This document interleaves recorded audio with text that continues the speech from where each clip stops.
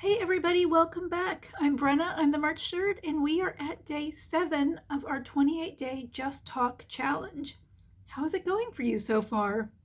What discoveries have you made? How does it feel to embrace the void? Now, I have to confess, I missed yesterday. I set myself up for failure. I waited too late in the day. I got tired. My phone battery was low. And I plugged it into charge, thinking, okay, let me just rest for a minute while it charges, and closed my eyes and woke up this morning.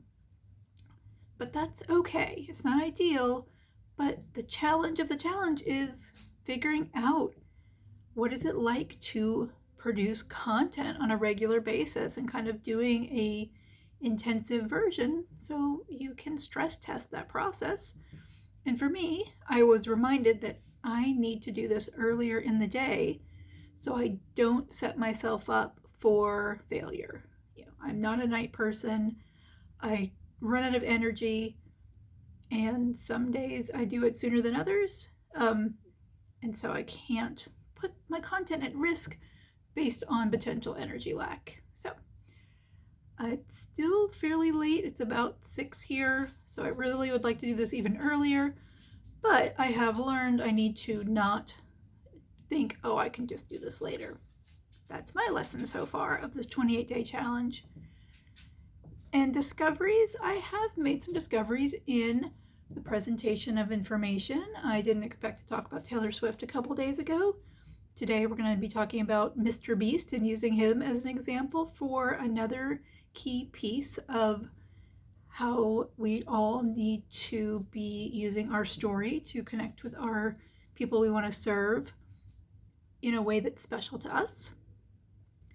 So I wouldn't have thought of that. I was going to do that if you'd asked me a week ago, but here we are. So again, this quick content production creates creativity and drives kind of discovery of different ways that we can present our story to the people that we are looking to connect with and help solve their problems.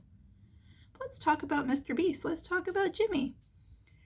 So a few days ago, I talked about sort of the big pieces of setting the foundation for using your story to serve and sell to serve even more. One of those is identifying the people that you can and want to help. One of those is looking at you and your values and how you can connect with those people. The third part of that was the transformation you're taking them on. And we talked about that more in depth a couple of days ago. And the fourth piece was, what is your kind of special sauce? What is the magic aspect of how you take people in that transformation that is really unique to you? And I think Mr. Beast is a great model for bringing his special approach to something that's actually fairly simple. Now, the special sprinkle sauce has two parts to think about. One is, what is kind of your main thing? And two is, what is the framework for which you present or activate that main thing? So when you think about Mr. Beast, what do you immediately think about? What is he known for? What pops into your mind? Contests, giveaways. He is known for doing big, crazy giveaways. So that is his big thing. But a lot of people have done giveaways. Heck, Wheel of Fortune does giveaways. So what is his framework for making the giveaway model work for him to connect with the people he wants to connect with? Well, one piece is really good titles. He's really good at creating a catchy title to get people's attention.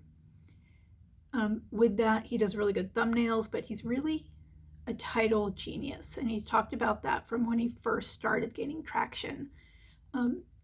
Somebody wanted to give him $7,000 as a sponsorship. And he came back and said, no, like make it, he's going to do a giveaway of 7,000. He's like, no, make it 10. The number is better. And, here's how we'll do the giveaway. But he kind of knew it instinctively that he could make a better title around giving away $10,000 than $7,000. Another piece of his framework is it's a very everyman approach. If you look at him, he doesn't dress fancily, he doesn't dress up. He wears very kind of standard t-shirt, shorts, t-shirt, pants outfits. Like his clothes probably cost $100 outside of his shoes. The people he works with are very kind of everyman personas and haven't changed. You know, their t-shirts are probably a little bit nicer than they used to be, but they're still wearing t-shirts. They're still wearing shorts or khakis or jeans. Everybody's very just somebody that you could meet at Target and wouldn't think twice. It's the same thing with the people who brings in for his contests. It's very everyman. It's not Project Runway or RuPaul's Drag Race or Real World. It's kind of where they're bringing in very specific, or even The Survivor, where they're bringing kind of specifically large personalities. Mr. Beast is bringing in people that you feel like you would meet at the grocery store. You know, very kind of standard, expected Americana. And then he creates these really over-the-top contests for people to win huge things. Staying on a raft in the middle of the ocean for 3 days, living in a grocery store for a month, doing a whole Willy Wonka-esque scenario to win his chocolate factory. So those are key parts of his framework. He knows how to title things really well and kind of builds out concepts around a title. He is an everyman, and he brings everyman type people in to his contests, and he does big, crazy concept contests. And remember, everyman's a gender neutral term, like it's just a literature term, but every person, very kind of average, again, meet him at the grocery store Americana people. And that's what makes his stuff special. That's why he has 100 million subscribers on YouTube. He has put together a very functional, successful framework around giveaways. And giveaways have always been a really successful concept, and a lot of people have done them a lot of different ways. He has figured out a way to do it really, really well on the YouTube platform to really great success. And as a side note, in terms of using your story to serve and sell, well, what does he do now? He has a vegan, gluten-free chocolate company that makes chocolate bars that are pretty affordable, but also being kind of really clean, gluten-free, vegan chocolate bars. A typical, I think his chocolate bars sell for like $2.50, so a pretty average chocolate bar cost. A typical vegan chocolate bar or a gluten-free chocolate bar typically is going to start at like $5 or $6. So he knows his people. He also knows his kind of personal health values. He's brought those together to offer an affordable, vegan, gluten-free option. And I have yet to try them, but the reviews I've seen say that they're really tasty. So he's also done a good job. So he's competing with everyman companies like Hershey's because his audience is everyman. And they want the high level experience without having to pay $6 or even sometimes $9 for that as that snack. So what is your big thing? And it doesn't have to be unique. In fact, it probably shouldn't be unique, but what kind of, if you had to describe either what you do or how you do it, as was one thing, if people could only say one thing about how you help solve people's problems, what is that one thing? And what is your framework for presenting and transforming people around that one thing? So for Merch Nerd, my one thing is using physical products, using merch to build long-term relationships with with the people you want to serve. I am still workshopping my framework around that, but parts of it are definitely using your story to connect, serve, and sell. That selling is service, and choosing the merch in a way that it's meaningful instead of just stuff, and building out not just the beginning of that relationship, because a lot of people talk to you about how to do that, but really helping you functionally, easily, successfully